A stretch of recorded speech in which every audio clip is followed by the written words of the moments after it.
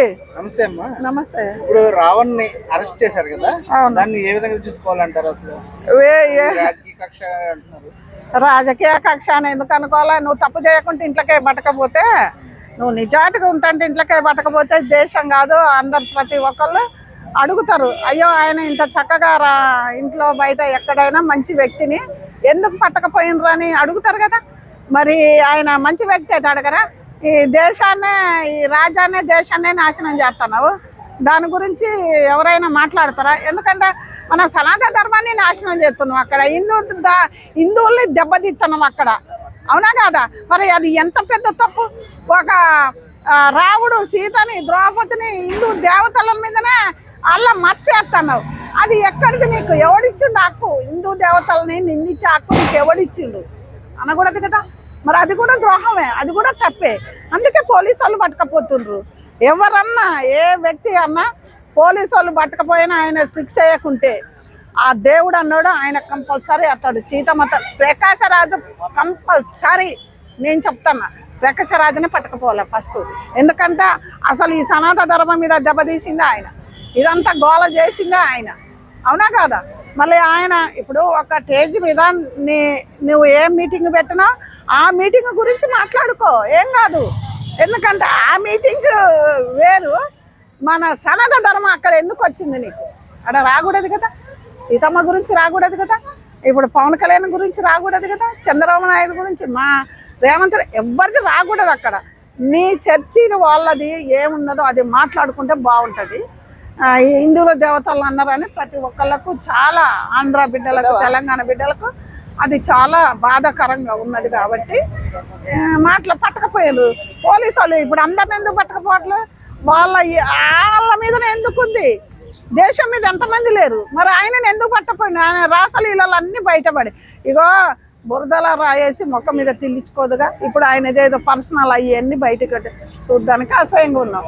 ఎందుకంటే నువ్వు మన భారతదేశంలో పుట్టిన బిడ్డవే కదా. మరి ఇలాంటివి ఏంటి చేయకూడదు కదా. ఎంత తప్పు. ఆయన మీద ఎవరికి కష? ఆయన ఎక్కడో పుట్టిండు. ఇప్పుడు నేనే నోరెత్తుకొని మొత్తుకుంటాను. ఎందుకంటే ఎక్కువ మేము సనాతన ధర్మం హిందువులం కాబట్టి మేము ఎక్కువ దాని గురించి మాట్లాడుతున్నాం, అవునా కదా? గొంతుకు నొక్కేస్తున్నారని చెప్పి అంటున్నారు. ఏం మాట్లాడాలా, ఏం అడగాల? సరే ఆయన గొంతు నొక్కేయటం మన ముఖ్యమంత్రులు పెద్ద పెద్ద వాళ్ళనే నేను అడుగుతున్నా. ఏం అడిగిండు ఆయన?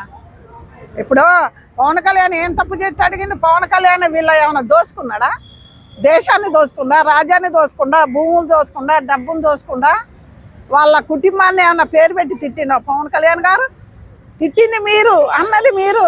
ఆయన ఫ్యామిలీ జోలికి వచ్చింది మీరు. మేము ఉన్నది ఆడవాళ్ళని చేయబట్టి ఆడవాళ్ళకే సపోర్టింగ్ ఉంటుంది అన్నది మీరు.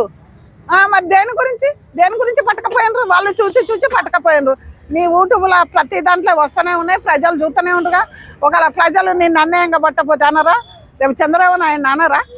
లోకేష్ అనరా? ఎవరైనా అడుగుతారు. ఆయన ఒక అన్యాయంగా ఒక వ్యక్తిని అరెస్ట్ చేస్తే లోకం ఊరుకుంటారు అయ్యా ఎవరైనా? అందు గురించే వాళ్ళ భార్య బాధపడుతుంటే అందరికీ బాధే ఉంది. నువ్వు చేసే పనులన్నీ గుడిసెట్టి పనులు అక్కడ. ఆయనని ఒక్కరిని ఎందుకు పట్టకపోతారు? అసలు మీ పర్సనల్ ఉంటే మీ ఆంధ్ర వాళ్ళ ముఖ్యమంత్రులు మాట్లాడుకో. వాళ్ళు నీకు అన్యాయం చేస్తే, వాళ్ళు నీకు ఏదన్నా చేయకపోతే నువ్వు ఓటేసినా కాబట్టి హక్కు ఉంది, అడుక్కో. కానీ నువ్వు అడిగే మాటలు ఏంది, నువ్వు చేసే శాఖలు ఏంది? అందుకే వాళ్ళు పట్టకపోయినరు. మనం ఆయన మంచోడు అది దాని ఉన్నది చెప్పాలి. ఆయన అంటే పవన్ కళ్యాణ్ గారు గతంలో మాట్లాడిన మాటలే అవి రిపీట్ చేసి స్టేజ్ పైన చెప్పడం జరిగింది. ఫస్ట్ పవన్ కళ్యాణ్ మాట్లాడింది కదా, అదే ఈయన తిప్పి అటు తిప్పి నువ్వు ఆగు నేను చెప్తలే.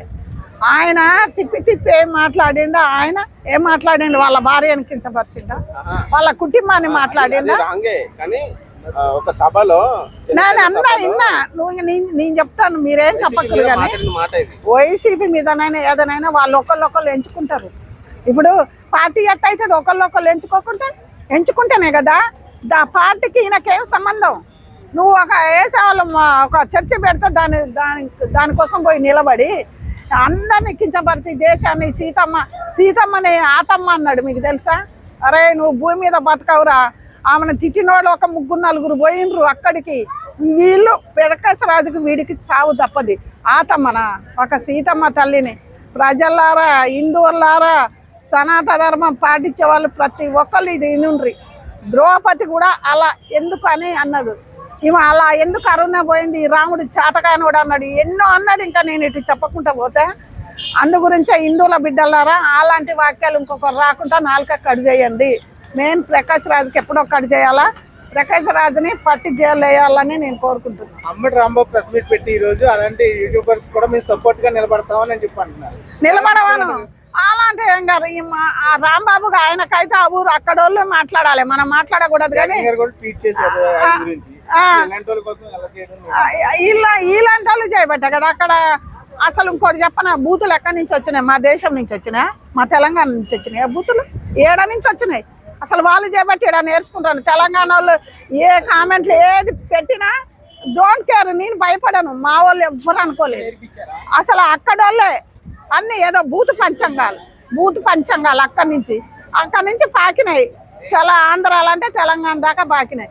మీరు ఎంచుకోండి కానీ పర్సనల్ ఎంచుకోకూడదు, బూతులు అనుకోకూడదు. బూతులు అనుకుంది ఆయన, బూతుల రాజ్యం అవుతలేదా మనది.